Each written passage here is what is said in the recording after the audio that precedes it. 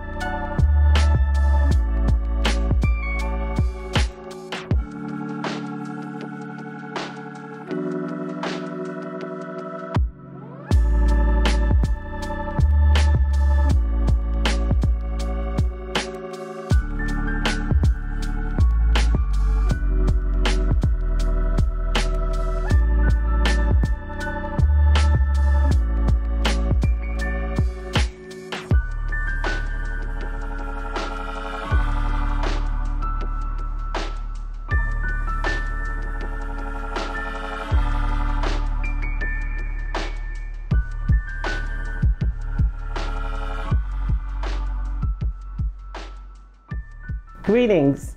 My name is Louise Dente, and I welcome you to yet another edition of Cultural Caravan. On this edition is a special, as we're joined by Dr. Bessie Blake. She is a teacher, a writer, an author, a lecturer, and just an all-around beautiful human being. And we're going to speak about one of her latest work entitled Love Lifted Me. Let's be joined and let's welcome Dr. Bessie Blake to Cultural Caravan. Dr. Blake, I was spellbound as I started to think about and really review the content of this work, which is actually part of a three-part trilogy. And the trilogy began with your first work, which was about your wonderful mom and growing up with her in the South. Basically talking about the Tommy Waite story. I hope I got that correct. Yes. And then the second part of this story, where you talk about your wonderful husband, Professor James Blake, and you talk about his early upbringing, and he talking about his challenges and how it led to him developing into the man he become that we all know and love, and certainly the man who's your best friend, yes, as you stated. And then this last work, and I say it's not the last, this third work in the story, which basically is Love Lifted Me. Talk to me about what inspired you to decide to write this story. I started reflecting on where I am in my life right now. And I thought about all of the loving people who touched my life. Actually, I was thinking about my education and, you know, the journey I have taken and the work that I do currently with school children, where I'm trying to tell them our history.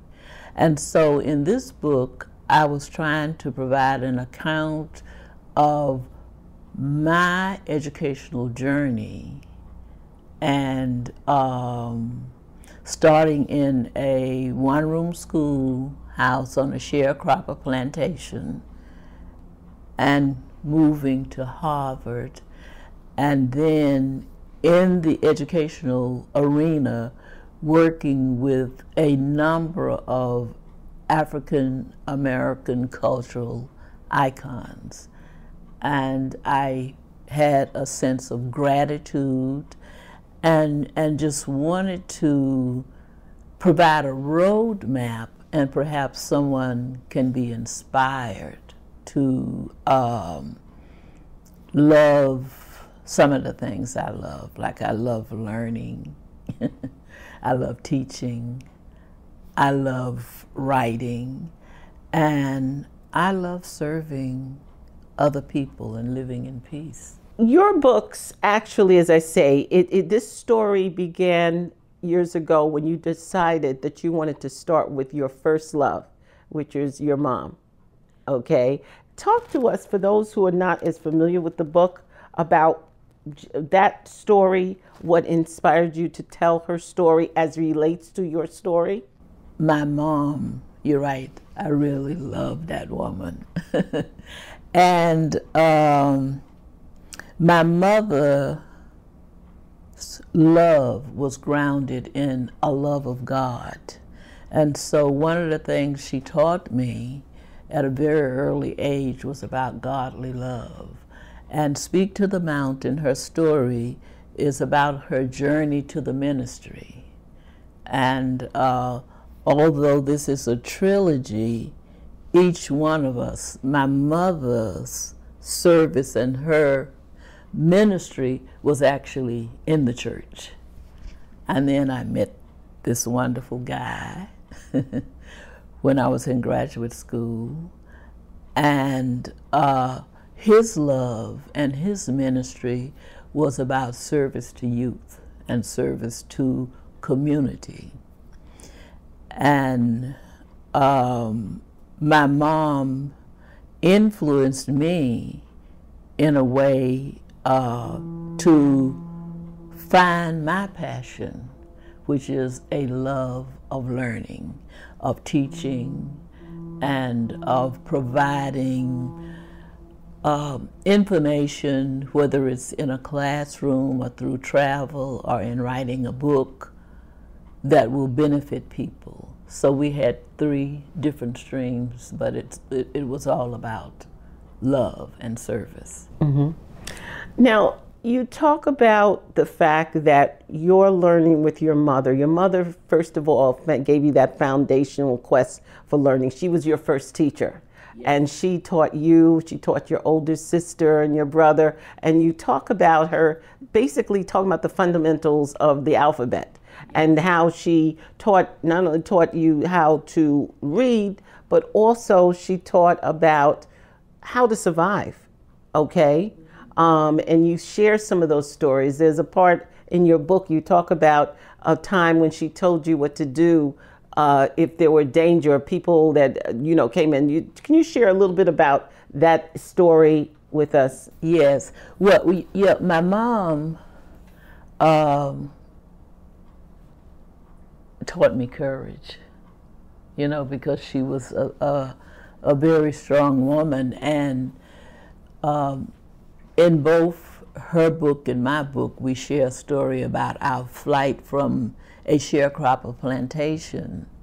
But I think the specific event that you're talking about is when we had creditors chasing us. Is that the one? Yes. Yeah. From our, actually what was truly the only home I had ever known. And this happened when I was around 7 years old. And we went to Arkansas, I think it was. And my mother was seeking work, and my father had gone on to another city saying that he was seeking work. Mm-hmm. And these men came into the house, and it was really frightful. They were looking for my father. Someone had tipped him off or something. And my sister, who's a year older, and my brother, who's a year younger, scurried under the bed. And all I could see were these cowboy boots and hear them saying, well, nobody's here. Because, there was nothing in the room but boxes. We were just living there, the 4 of us, all in one room. And so they left, and it was just, I guess in today's terms, they would call it a traumatic experience, because as they left, I could hear, the spurs. They used to decorate their boots and things on their boots, and I could see the khaki pants legs. And in my mind, I could also see the man that rode the plantation where we were on his horse with a shotgun. And in my childish mind, the only difference between these two men were one had a shotgun and the other must have had a pistol. So she had taught us to do these kinds of things to survive, when to keep quiet, and there was almost never a time to speak up. Just alluding to the qualities that your mom taught you by her service, by her actions as a woman that it were imbued in your person. What would you describe those key qualities that your mother exemplified? Well, she taught me to study, to get as much knowledge as you can. She taught me to have faith first in God, and also to have faith in other people, but to be cautious about my environment, which was a very dangerous environment. She taught me to be patient. Don't think that I can achieve whatever I have in mind overnight. She taught me to love, and not just a romantic love or a teenage crush that I would have on someone, but she taught me to love people regardless of their frailties, to seek forgiveness, and that if I did that, I would have a more peaceful life. And she taught me to be an independent woman. When you think about that, and a lot of us, obviously, you know, you also talk about a history which many people don't have the opportunity to think about. The fact that after slavery, a lot of families were sharecroppers, and by necessity, what that life was to be, in a sense, a quasi post-slavery, but still under the grip of, you know, of the type of environment that people were referred to live under. Could you briefly share what it was like from a historical perspective for those who may not understand what that was for? Well, from a historical perspective, as well as a personal perspective, sharecropping was a new slavery. And it seems that from one era to the other, the language might change. But slavery is slavery. We were chained to the land. We worked without any real pay. We had substandard housing. We had little food. And we did not have freedom of movement. And there was a constant presence to enforce, you know, our running away. So the only way you could get away from sharecropping, because it was a system set up where they would give you the seed, and they had a little book to sign for just the basic necessities. Well, not actually the basics, substandard. And then they would charge prices that you could not pay. And so the only way to get from under that system was to flee. So this has repeated itself over and over in history.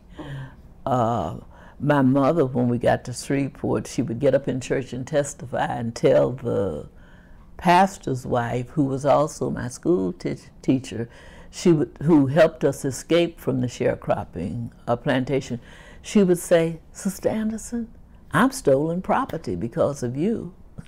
I think one of the things, as I said, with the books, you actually give people an opportunity to see our history that a lot of people don't know of. You know, a lot of children don't have connections to families that were involved, that can talk from a first person about what it was like to be under sharecropping. So I think through your book, you really take us to a walk through our history, and the first person is somebody who's actually been there and survived it. And through your mother's intuition, divine courage, was able to escape that. And in that story, you also talk about being confronted with racism, that and up until a certain point, that the scars, the thought of racism didn't confront you until your mother was actually, and you share a situation where you had to deal with and a certain word that really antipathized racism to us. I don't know if you want to talk about that experience and what was going on. Well, I had the good fortune to experience freedom. My grandfather and my grandmother and my mom kind of sheltered us from a lot of the racist experiences that were occurring. And so anyway, I just know what it is to be free because I roamed the meadows, the fields, you know, that were with the watermelons and the fruit orchards and the streams, and was completely free. And as a girl, preteen, I really was able to dream, and I didn't realize how free I was as a child until I went to Africa. And when I got there, and my experience in Africa was exactly like the experience that I dreamt of in East Texas. And so, you know, which was that we were going to build a house, we preteens, and we were going to live like grandma and grandpa. And we were going to have this this huge compound, like the one you would have in an African village. And all we had to do was come out of our little section, and then we would all be together in this common area. And so that's the kind of freedom that I envisioned as a very young child. Well, when I went to Shreveport, Louisiana, in the city, and I wanted an Easter frock, and I was confronted by the clerk who used a racial slur and said, "Don't touch that gal." And I recoiled because I had never heard the word, and I had not, I hadn't had any whites who talked to me in that kind of rough way. You know, on the surface in the country there, everything seemed to be okay. And so it was my first encounter. And my mother took me by the hand. And when I got on back on the bus without a store-bought dress, I became aware of my surrounding. I realized that all of the people in the front of the bus looked like the woman who had called me a name, and the people in the back of the bus looked like me.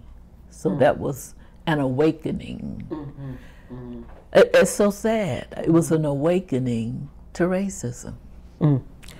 And, you know, it's something how your mother just simply protected you. She didn't say, but she let you experienced it, but she knew the aftermath, knowing, growing up in the South, knowing the hardship, knowing the violence that accompanied that type of experience. She knew, let's get out of here. And the fact that she just grabbed your hand in a way, and that silent, you know, is something about our Black, you know, women of African ancestry. It's a look. There's a look, there's universal, and there's a touch. Yes. and you know when it's time to move. It's not that. So it was just that you connected us when you did that. I was like, for me, it went back to my childhood. That those powerful signals that, oh, we better get moving. And so that story in itself said so much, and so forth. So moving on in terms of your journey, as you tell us on this journey through your life as a child, as a young woman, and actually talking about your parents and survival. Let's talk about now, you again, as you grow up, you talk about going to school and some of your educators and those women and those people in your life who basically made an impact on you and how that shaped you as a human being. I wanted to also, and as I said, I'm kind of going through a catalog here of some things that I've been thinking about, and I'm going to skip a little bit. You talked about your love for literature. You talked about the fact that one of the first of people that you ran into, or writers, was Gwendolyn Brooks. And you talked about discovering her work and really actually having an opportunity to meet her and your first meeting with her. Tell us a little bit about that. Who Gwendolyn Brooks at that time was award-winning African-American writer and storyteller and poet, and her book and how that impacted you. Well, she was an award-winning Pulitzer Prize winner when I was in graduate school, and I went all the way from that sharecropper plantation through my undergraduate college days without ever studying or reading anything in depth about my history and my people. And I was so hungry for it that when I, in high school, was given just a little bit, it was my history teacher, because the books were horrible. I won't tell you the textbooks, what they called us, and the absence of anything about my people. And just to see a picture of Phyllis Wheatley, and underneath it said a poet, a slave girl. And boy, that just sent me to wanting to know more about our people, but I didn't learn it until graduate school. And what really impacted me about Gwendolyn Brooks is she made me appreciate the rhythm and the events of our people as something worthy of study. And I had been taught European history, European literature. When I was 10, I was happy to have a copy of the Romantic Poets. But here is this woman who dares to be a poet using our experiences and our idioms and the rhythm, like of our speech. Like, we be cool. We Jazz June. So she had a tremendous impact. You talked about her, and you talked about this conversation, and you said something to her that kind of lit up for her. You mentioned the name of another educator that she had profound respect upon, and then that led to some other things. Please talk to us about that. Well, that was Dr. Couch. He was my thesis advisor, and I had a fellowship for graduate school, and he supervised my fellowship, and I was terrified of him. And I had also had him as a professor when I was at Southern University in my undergraduate days. And he had yelled at me for reading a newspaper at 9 in the morning. And I was such a timid person, so he was not anyone I was likely to forget. And I was never quite comfortable with him. But my husband was a student, and he was. And so he had these little quips and sayings, and Jimmy could always quip and set him back on his heels. But I could not. And so, you know, one of the things that was lasting, one is that he was the one who introduced me to Gwendolyn Brooks, and I found out later that the reason he had thrown that there is because he too was an artist, a jazz musician, and very well known and respected, and had gone to the University of Chicago and studied in a very prestigious program, but chose to teach at a black college. He wanted to teach and help lift the ones who had less. And I you know, I have a tremendous respect for Dr. Couch, and he defended me and my work, because back then, even though it was a black college, they were not